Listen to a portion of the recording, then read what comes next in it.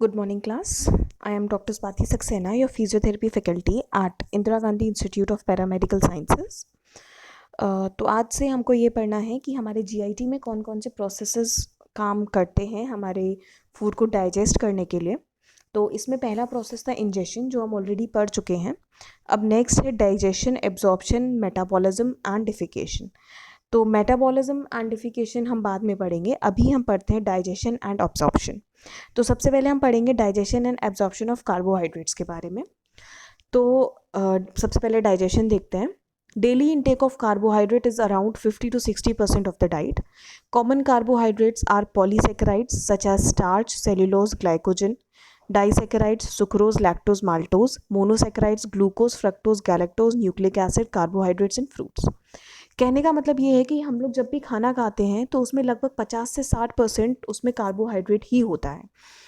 और कार्बोहाइड्रेट हर चीज़ में होता है। हम रोटी खाएंगे, चावल खाएंगे, या कोई भी हम चीज़ खा रहे हैं, शक्कर खा रहे हैं, कोई भी चीज़ हम खा रहे हैं उसमें कार्बोहाइड्रेट होता है। फ्रूट्स में भी कार्बोहाइड्रेट होता है। बस ये डिपेंड करता है कि वो कौन से टाइप का कार्बोहाइड्रेट है। मेनली जो कार्बोहाइड्रेट है वो 3 टाइप्स में डिवाइडेड है: polysaccharides, disaccharides and monosaccharides. Polysaccharides ऐसे कार्बोहाइड्रेट्स होते हैं जो कॉम्प्लेक्स कंपाउंड्स होते हैं, जो बहुत बड़े बड़े यूनिट्स होते हैं कार्बोहाइड्रेट्स के। डाइसेकेराइड्स होते हैं जो दो छोटे छोटे यूनिट से मिलके बनाते हैं, उनको बोलते हैं डाइसेकेराइड्स। और मोनोसेकेराइड्स होते हैं simple units of carbohydrates. Polysaccharides के एग्जांपल हैं स्टार्च, सेल्यूलोज, ग्लाइकोजन। स्टार्च जो हमें खाने के साथ में मिलता है, सेल्यूलोज, ग्लाइकोजन। देन मोनोसेकेराइड के एग्जाम्पल हैं glucose, fructose, galactose, nucleic acid and carbohydrates in fruits. Disaccharides के एग्जाम्पल हैं सुक्रोज, लैक्टोज, माल्टोज, जो हमें दूध से मिलता है।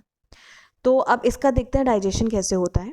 After ingestion the carbohydrates reach into the mouth where they are mixed with ptyalin enzyme which comes from saliva after mastication. जब मैंने सलाइवरी ग्लैंड्स पढ़ाया था तो आपको बताया था कि एक टाइलिन एंजाइम होता है, वो रिलीज़ होता है। तो जब हम कार्बोहाइड्रेट्स या खाना खाते हैं, उसका इंजेशन करते हैं, तो जब हम उस खाने को मुंह में रखते हैं तो टाइलिन एंजाइम रिलीज़ होता है, जो सलाइवा के थ्रू हमारे कार्बोहाइड्रेट से मिक्स हो जाता है। After that they reach into stomach by oropharynx and oesophagus. उसके बाद ये जो हमारा बोलस बना है टाइलिन एंजाइम और कार्बोहाइड्रेट्स का, ये हमारे स्टमक में पहुंचता है ओरोफेरिंक्स और ईसोफेगस से होता हुआ।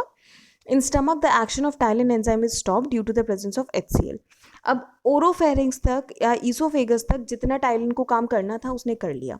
अब जब स्टमक से हमारा खाना ईसोफेगस से हमारा खाना जब स्टमक में पहुंचेगा तो वहाँ टाइलिन एंजाइम का काम खत्म हो जाएगा और यहाँ पर HCl काम करेगा। HCl यानी कि हाइड्रोक्लोरिक एसिड, जो ऑलरेडी आपके स्टमक में प्रेजेंट है। Until they reach into the duodenum where complete digestion of carbohydrate take place. अब जब तक हमारा कार्बोहाइड्रेट पेट में रहेगा तब तक उस पर HCl एक्ट करता रहेगा, HCl उस पर काम करता रहेगा, और उसके बाद खाना पहुँच जाएगा ड्यूडेनम में, और ड्यूडेनम से HCl का काम भी खत्म हो जाएगा। Here they result into monosaccharide formation take place। यहाँ पर पॉलीसेकेराइड या कार्बोहाइड्रेट हमने जो भी फॉर्म में खाया था वो मोनोसेकेराइड यानी कि सिंपलर यूनिट में कन्वर्ट हो जाता है। ये डायग्राम में आप देख सकते हो, पॉलीसेकेराइड्स स्टार्च और ग्लाइकोजन होते हैं। Then disaccharide lactose, maltose, sucrose. Monosaccharide glucose, fructose और pentose. In GIT, all complex carbohydrates are converted to simpler monosaccharides from which is the absorbable form। Monosaccharides जो होते हैं वही हमारी बॉडी में एब्जॉर्ब हो सकते हैं। इसीलिए कोई भी कॉम्प्लेक्स कंपाउंड कार्बोहाइड्रेट का होता है, वो पॉलीसेक्राइड हो या डाइसेक्राइड हो, वो मोनोसेक्राइड में कन्वर्ट होता है और मोनोसेक्राइड ही जाकर हमारी बॉडी में एब्जॉर्ब होता है। इसी वजह से जब भी कोई बीमार होता है तो उसको हम ग्लूकोज चढ़ाते हैं, ना कि हम उसको शक्कर नहीं खिलाते हैं, हम उसको ग्लूकोज चढ़ाते हैं, क्योंकि ग्लूकोज जो है वो मोनोसेक्राइड फॉर्म है, मतलब वो कार्बोहाइड्रेट का सबसे सिंपलर फॉर्म है और वो फॉर्म हमारी बॉडी में इजीली एब्जॉर्ब हो जाता है। तो अब नेक्स्ट आता है absorption. The monosaccharide form of carbohydrate reaches into the villi of small intestine where they are absorb by simple diffusion, facilitative diffusion and active diffusion. अब मोनोसेक्राइड जो कार्बोहाइड्रेट का बन गया आफ्टर डाइजेशन, वो हमारे स्मॉल इंटेस्टाइन में पहुंचता है जहाँ पर बहुत सारे विलाई प्रेजेंट हैं, और उन विलाई के थ्रू हमारी बॉडी में एब्जॉर्ब हो जाता है। अब जिस प्रोसेस से एब्जॉर्ब होता है उस प्रोसेस को हम बोलते हैं डिफ्यूजन। डिफ्यूजन प्रोसेस जो होता है वो 3 तरह से होता है, या तो सिंपल डिफ्यूजन होता है, या फैसिलिटेटेड डिफ्यूजन होता है, या एक्टिव डिफ्यूजन होता है। तो सिंपल डिफ्यूजन या पैसिव डिफ्यूजन का मतलब है कोई भी जो कार्बोहाइड्रेट है उसको लेने के लिए कोई आएगा नहीं, कोई कंपाउंड नहीं आएगा, वो डायरेक्टली हमारी बॉडी में डिफ्यूजन के प्रोसेस से या सिंपली हमारी बॉडी के मेम्ब्रेन के अंदर चला जाएगा। फैसिलिटेटेड डिफ्यूजन का मतलब ये है कि अलग अलग तरह के गेट बने होते हैं। कोई गेट रेक्टेंगल होता है, कोई गेट ट्राइंगल होता है, कोई गेट सर्कल होता है। तो रेक्टेंगल वाला कार्बोहाइड्रेट रेक्टेंगल वाले गेट से अंदर जाएगा, ट्राइंगल वाला ट्राइंगल वाले गेट से अंदर जाएगा, और सर्कल वाला सर्कल वाले गेट से अंदर जाएगा। इसीलिए इसको नाम दिया फैसिलिटेटेड, मतलब फैसिलिटेट करके, मतलब उनको अलग अलग कैटेगरी में बांट के फिर अंदर भेजा जाता है अलग अलग दरवाजों से। इसको बोलते हैं फैसिलिटेटेड डिफ्यूजन या कैरियर मीडिएटेड डिफ्यूजन। लास्ट आता है हमारा एक्टिव डिफ्यूजन। एक्टिव डिफ्यूजन में ये होता है कि एक गेट प्रेजेंट होता है, एक ही गेट से सारी तरीके के कार्बोहाइड्रेट अंदर जाएंगे, चाहे वो रेक्टेंगल हो, चाहे वो ट्राइंगल हो, चाहे वो सर्किल हो। तो सारे कार्बोहाइड्रेट एक ही गेट से हमारी बॉडी के मेम्ब्रेन के अंदर जाएंगे। ये थे हमारे 3 तरह के diffusion process. Then after the diffusion they reach into hepatic cell of liver where further process takes place, that is metabolism. अब diffusion के बाद जो भी हमारा मोनोसेक्राइड था, जो भी हमारा कार्बोहाइड्रेट का फॉर्म था, वो हमारे हिपैटिक सेल्स में यानी कि लिवर सेल्स में जाता है, जहाँ पर मेटाबॉलिज्म का प्रोसेस होता है। अब मेटाबॉलिज्म ऑफ कार्बोहाइड्रेट हम आगे पढ़ेंगे। इसके बाद हम देखते हैं digestion and absorption of fat. तो digestion and absorption of fat में हमें देखना है, सबसे पहले fats are classified into simple fats और neutral fats, compound fats and associated fat. अब सिंपल फैट में आता है palmitic acid, stearic acid and oleic acid. Compound fats में फॉस्फोलिपिड्स और गैलेक्टोलिपिड्स, और एसोसिएटेड फैट्स में सोप्स, स्टेरॉइड्स, फैट और सॉल्युबल विटामिन्स। सिंपल फैट्स का मतलब है फैट का सबसे सिंपलर फॉर्म, यानी कि जो इजीली एब्जॉर्ब हो सके। देन कंपाउंड फैट्स का मतलब है फैट का कॉम्प्लेक्स वाला यूनिट, और एसोसिएटेड फैट का मतलब है जो फैट किसी और चीज़ से भी मिलकर बने हो, जैसे कि सोप्स या फैट सॉल्युबल विटामिन्स या स्टेरॉइड्स। तो fats when ingested they mix with lingual lipase which comes from saliva in mouth. अब जब हमने कार्बोहाइड्रेट पढ़ा था वो टाइलिन एंजाइम से मिक्स हो रहा था, बट जो फैट है वो हमारे मुंह में लिंगुअल लाइपेज एंजाइम से मिक्स होता है। ये भी मैंने सलाइवरी ग्लैंड के टाइम पे आपको बताया है। Due to the action of lingual lipase they break into smaller unit. अब जब फैट हमने किसी भी तरह का खाया, उसका कॉम्प्लेक्स यूनिट खाया या सिंपलर यूनिट खाया, उस पर जब लिंगुअल लाइपेज काम करेगा तो ये छोटे छोटे यूनिट में ब्रेक हो जाएगा।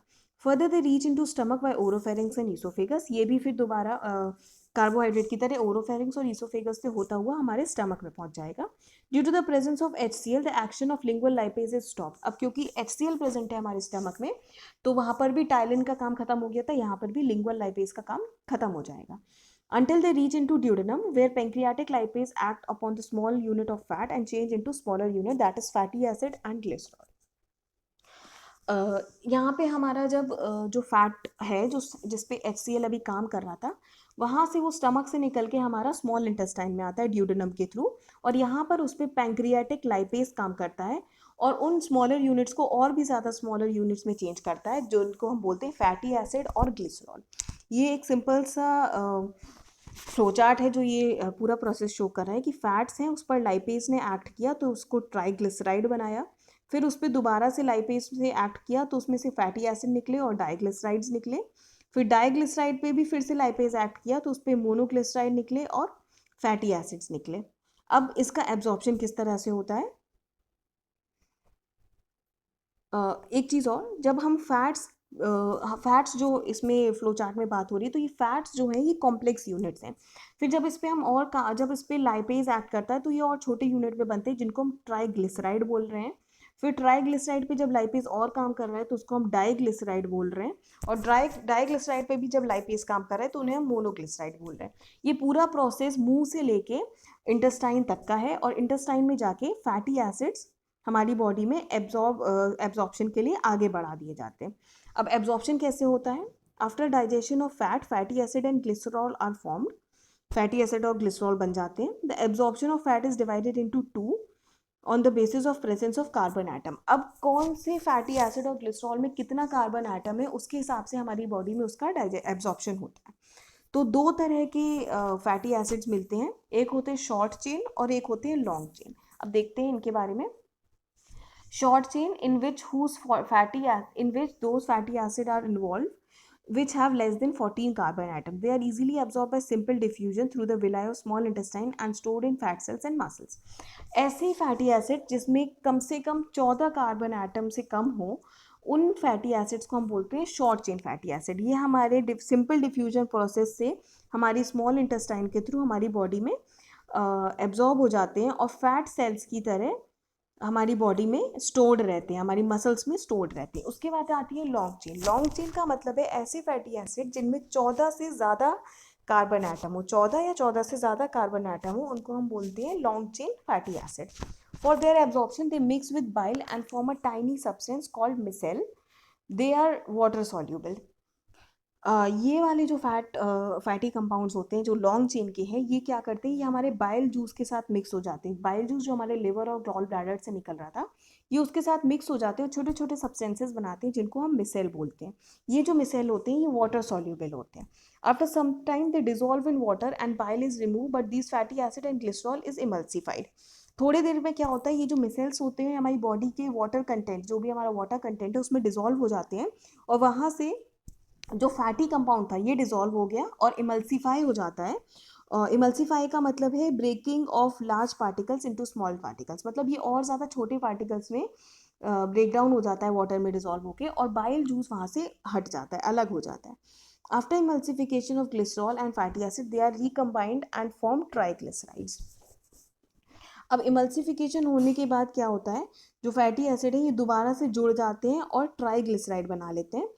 This triglyceride is combined with cholesterol and forms new substance which is covered by protein that is called cyclomicron. फिर ये ट्राइग्लिसराइड प्रोटीन से कवर हो जाता है और इसको हम बोलते हैं chylomicron. Fat is absorbed in the form of chylomicron and stored in fat cells. और फिर साइक्लोमाइक्रॉन के फॉर्म में हमारी बॉडी में ये फैट सेल्स के थ्रू स्टोर हो जाते हैं. तो this is the process of absorption of fat in our body.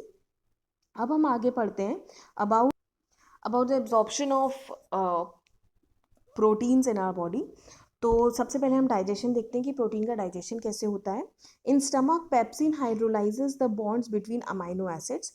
अब हमारा जो प्रोटीन है वो सीधे हमारे मुंह से जाता है हमारे स्टमक में ओरोफेरिंक्स और ईसोफेगस के थ्रू और हमारे स्टमक में जाकर इस पर पेप्सिन एंजाइम एक्ट करता है और पेप्सिन एंजाइम एक्ट करके प्रोटीन्स को छोटे छोटे पार्टिकल्स में ब्रेक करता है जिसको हम बोलते हैं amino acids. Therefore digestion results in the formation of polypeptides. और जब पूरा डाइजेशन कंप्लीट हो जाता है प्रोटीन्स का, तो हमारे पास प्रोटीन्स की जगह पॉलीपेप्टाइड्स बचते हैं जो प्रोटीन्स के सिंपलर यूनिट्स हैं. In intestine, polypeptides are hydrolyzed by intracellular peptidase which release free amino acid. अब स्टमक में हमारे पास पॉलीपेप्टाइड बचा था. अब पॉलीपेप्टाइड हम ड्यूडेनम से होता हुआ हमारी स्मॉल इंटेस्टाइन में जाता है. स्मॉल इंटेस्टाइन में उस पर यानी कि जो पेप्टाइड्स हैं उस पर पेप्टाइडेज एंजाइम काम करता है जिसके बाद वहाँ से फ्री अमाइनो एसिड्स रिलीज होते हैं. Free amino acids are the basic units of proteins. जितना भी प्रोटीन्स होते हैं वो अमाइनो एसिड से ही मिलके बनते हैं. तो अमाइनो एसिड ही हमारी बॉडी में एब्जॉर्ब होते हैं प्रोटीन की कमी पूरी करने के लिए. अब अमाइनो एसिड बन गए, अब देखते हैं कि इसका एब्जॉर्प्शन कैसे होता है. After digestion of protein, amino acid is found. Their absorption takes place in the villi of small intestine by simple diffusion. Protein का डाइजेशन यानी कि अमाइनो एसिड का डाइजेशन हमारी बॉडी में सिंपल डिफ्यूजन प्रोसेस से स्मॉल इंटेस्टाइन के through हो जाता है. ये डायग्राम में आप देख सकते हो. मुंह में हमने डाइटरी प्रोटीन लिया, इंजेक्शन किया, उस पर HCl और पेप्सिन ने एक्ट किया जिसने कि प्रोटीन को डीनेचर किया और हाइड्रोलाइज किया स्टमक में. फिर उस पर प्रोटीज एंजाइम ने काम किया जिससे कि स्मॉल पेप्टाइड्स या पॉलीपेप्टाइड्स बने और अमाइनो एसिड्स बने. फिर स्मॉल इंटेस्टाइन से ये हमारा एक्टिव ट्रांसपोर्ट के हेल्प से अमाइनो एसिड्स से बन के ब्लड स्ट्रीम में चला गया जिसको हम इंटेस्टाइनल लाइनिंग में भी देख सकते हैं क्योंकि ये इंटेस्टाइनल लाइनिंग से ही एब्जॉर्ब होते हैं. तो ये था हमारा digestion of carbohydrate, proteins and fats. And if any doubt you can ask me between 9 to 5 a.m. 9 a.m. to 5 p.m. And next इसका मेटाबॉलिज्म हम आगे के वीडियोस में पढ़ेंगे. Thank you very much.